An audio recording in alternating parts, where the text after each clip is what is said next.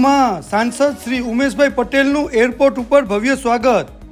લોકસભાની દમણ દીવની એક સીટ ઉપર અપક્ષ ઉમેદવાર શ્રી ઉમેશભાઈ પટેલનો ભવ્ય વિજય થયો અને આજે સાંસદ શ્રી ઉમેશભાઈ પટેલ દીવ એરપોર્ટ ઉપર આવતા તેમના સમર્થકો દ્વારા ફટાકડા ફોડી ફુલાર કરી મીઠાઈ ખવડાવી ભવ્ય સ્વાગત કર્યું અને આ પ્રસંગે શ્રી ઉમેશભાઈ પટેલ વિજય બાદ શું કહ્યું ચાલો સાંભળીએ।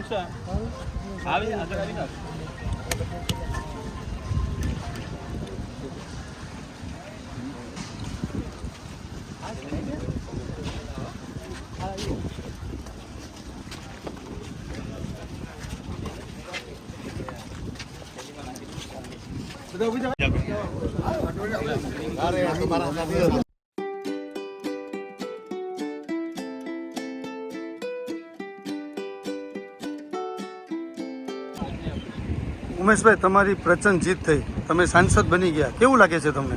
એકચ્યુઅલમાં ખુશી બધાને જ થાય। સાંસદ એક બહુ મોટી પ્રતિષ્ઠાની પદ છે, પરંતુ મને એક જવાબદારીનો અહેસાસ પણ છે, કારણ કે જ્યારથી 7-8 વર્ષ નવા પ્રશાસક આવ્યા અને ત્યારબાદ અમારા દમણ દીવની સ્થિતિ જે ભયાનક રીતે એમણે દુર્ગતિ કરી, તે પછી લોકો ખૂબ જ દુઃખમાં છે, તકલીફમાં છે, પીડામાં છે અને ખૂબ જ બધી સમસ્યાઓ છે, જેનું નિવારણ કરવાનું બહુ મોટી ચેલેન્જ છે।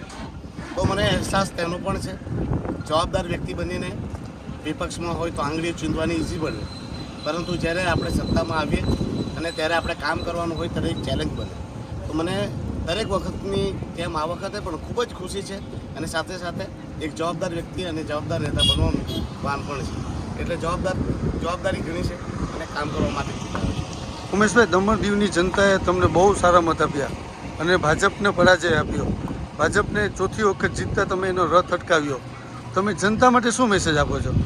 આ જનતાની જ જીત છે, મારી નથી જીત, અને આ તાનાશાહીની હાર છે।